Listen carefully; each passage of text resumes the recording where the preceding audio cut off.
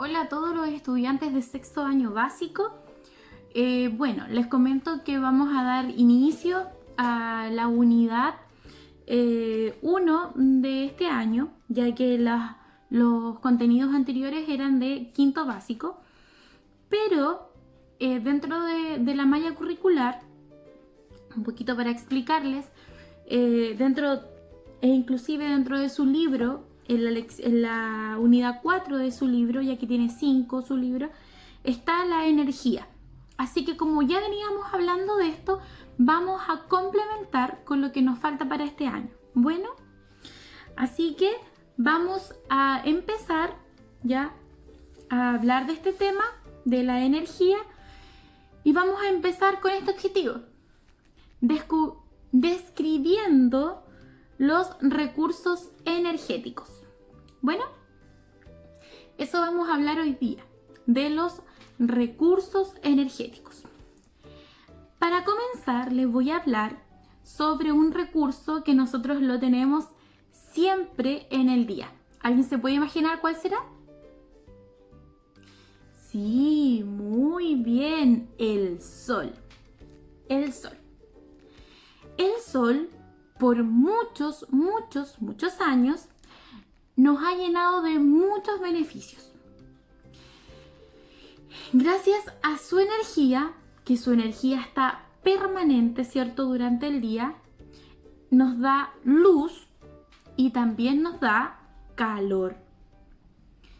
Si ustedes se dan cuenta, en el día nosotros no es necesario prender, ¿cierto?, la ampolleta. Hoy en invierno, ¿cierto? Sí hace un poquito más de frío, ¿cierto? Prendemos un poquito la estufa, pero en verano el sol, ¿cierto? Con su calor nos mantiene, ¿cierto? En una buena temperatura, ¿sí? Existen también muchos procesos que el sol realiza y, ¿cierto? Gracias a él se pueden llevar a cabo.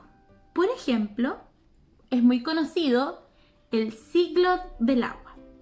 Ustedes ya vieron, ¿cierto?, en qué consiste el ciclo del agua en cursos anteriores, pero a grandes rasgos, el sol, al calentar el agua, por ejemplo, a calentar el agua del océano o de un lago, ¿ya? ¿Qué pasa? Una vez, ¿cierto?, que la temperatura empieza a disminuir, esta agua se va a evaporar y se va a condensar en las nubes.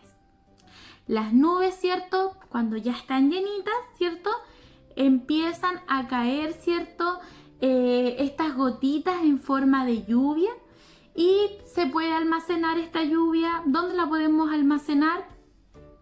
Vuelve, ¿cierto? Ya puede ser a un río, un lago, un océano, o también, ¿cierto?, se puede almacenar en represas. Y a esto se le da una utilidad, ¿ya?, que tiene que ver mucho con la electricidad. En las centrales hidroeléctricas. ¿Las han escuchado? ¿Han escuchado hablar de estas centrales hidroeléctricas? Aquí en Chile hay, ¿cierto?, estas centrales hidroeléctricas y hay una muy famosa que quiero que la veamos en este video y vamos a explicar un poquito en qué consiste las centrales hidroeléctricas y les voy a mostrar esta central hidroeléctrica que es la más grande de Chile. ¡Vamos! La energía que produce una hidroeléctrica es la más segura y limpia que existe y el costo es muy bajo. Todo lo contrario de lo que sucede con el petróleo o carbón. Y eso es porque la materia prima utilizada para producir energía es agua, un combustible completamente renovable. El proceso no es tan difícil de entender. Vamos a ver. Después de un estudio cuidadoso para no perjudicar el medio ambiente, el agua del río es represada en un embalse. Cuando hay lluvias, las compuertas se abren y dejan pasar el exceso de agua. El agua de la represa entra con gran presión con dirección a las turbinas, que son las responsables de la generación de la energía. El agua pasa y las hélices de las turbinas giran con gran velocidad, convirtiendo la energía mecánica en energía eléctrica. El transformador aumenta la fuerza de la energía y logra que viaje por los cables y que llegue a las casas, las escuelas, los videojuegos, las computadoras y las cafeteras. Pero seguro que usted se está preguntando, ¿qué pasó con toda el agua que pasó por las turbinas? La respuesta es nada. El 100% de ella regresa al río para ser usada con la misma calidad de antes y puede ser usada también para consumo humano, en los procesos industriales y hasta para abastecer a otra hidroeléctrica instalada más adelante. La Central Angostura, la mayor central hidroeléctrica construida en Chile desde el año 2004, la cual entró en operaciones en abril de 2014. La central se encuentra ubicada en la 8ª región, 63 kilómetros al suroriente de la ciudad de Los Ángeles, en la cuenca del río Biobío. La presa y el embalse se ubican entre las comunas de Santa Bárbara por el norte y Quilaco por el sur.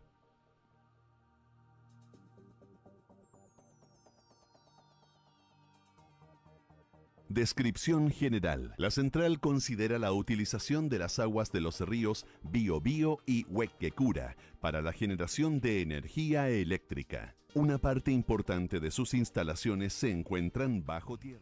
Bueno, como nos pudimos dar cuenta en el video, ¿cierto? Gracias a las centrales hidroeléctricas podemos obtener, ¿cierto?, esta energía eléctrica a través del movimiento de las aguas, ¿cierto? Convirtiendo esta energía mecánica a través del movimiento de ellas, hacen que se muevan estas turbinas y generan, ¿cierto?, esta energía eléctrica. Otra de las grandes, ¿cierto?, importancias que nos da el sol, ¿cierto?, para nosotros es, ¿cierto?, es la luz, ¿cierto?, que emite y también que ayuda a crecer, ¿cierto? Ayuda a que se desarrollen todo lo que es las plantas, los árboles, arbustos, y entre ellos, ¿cierto?, también obtenemos nosotros estos frutos que muchas veces nosotros estamos consumiendo a diario.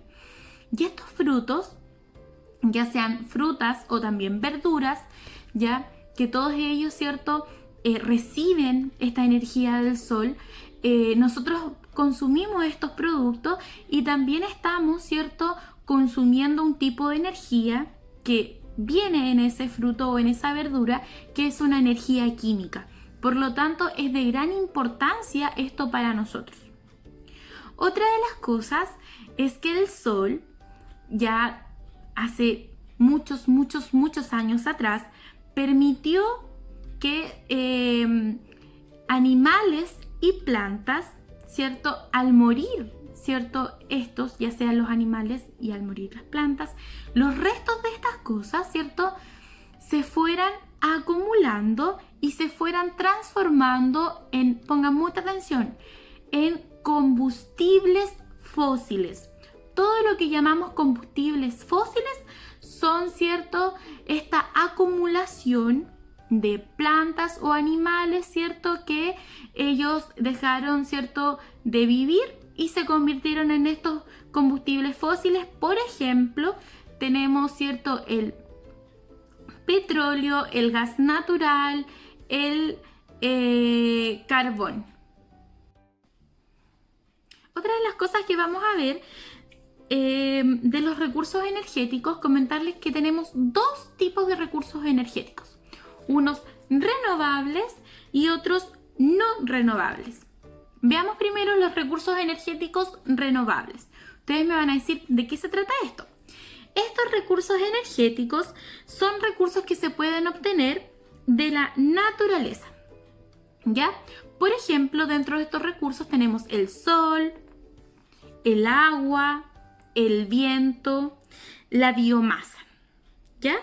Y estos recursos nos permiten, ¿cierto?, adquirir algún tipo de energía, ¿cierto? Como lo vimos, ¿cierto?, en las centrales hidroeléctricas cuando usaban el agua para generar energía o electricidad, ¿cierto? Y estos recursos son renovables, ¿ya?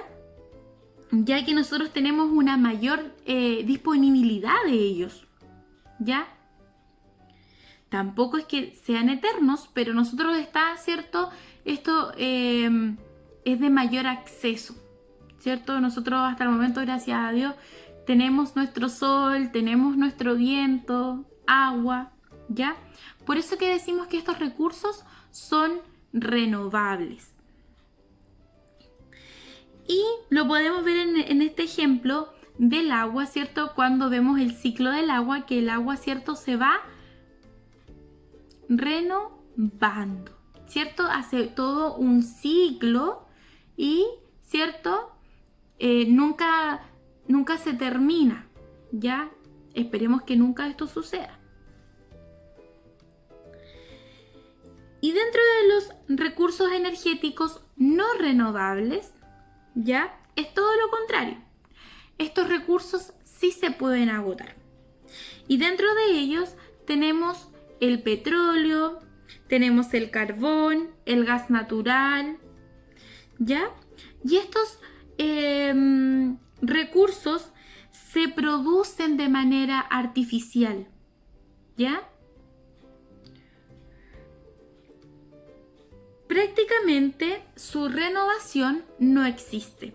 No es como, ¿cierto? Lo vimos en los recursos renovables. Por esta razón es que con el paso del tiempo los recursos no renovables se pueden agotar y no los vamos a tener más, ¿ya?